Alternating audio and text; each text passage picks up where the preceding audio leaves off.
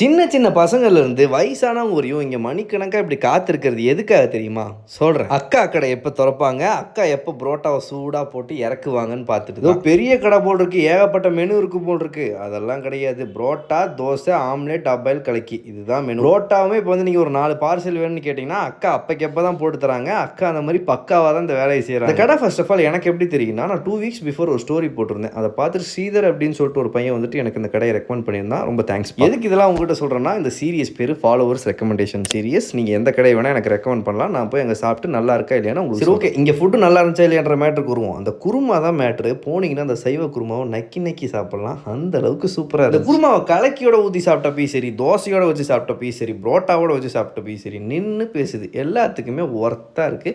குருமாவை மட்டும் ஒரு பேக்கெட்டில் கட்டி வாங்கிட்டு வந்துருங்க. நம்ம வீடியோ எடுக்கும்போது அந்த பையன் நமக்கு ஃப்ரெண்ட் ஆகிட்டான். அவனை நோட் பண்ணி வச்சுக்கங்க. நம்ம உடுமலைப்பேட்டை ராமசாமி நகர் சிவன் கோயிலுக்கு பேக் சைடு இருக்க ஸ்ட்ரீட்டில் தான் அந்த கடை லொக்கேட்டாக இருக்குது. கடை பேர் சஞ்சய் மெஸ். கண்டிப்பாக போய் சாப்பிட்டு பாருங்கள்.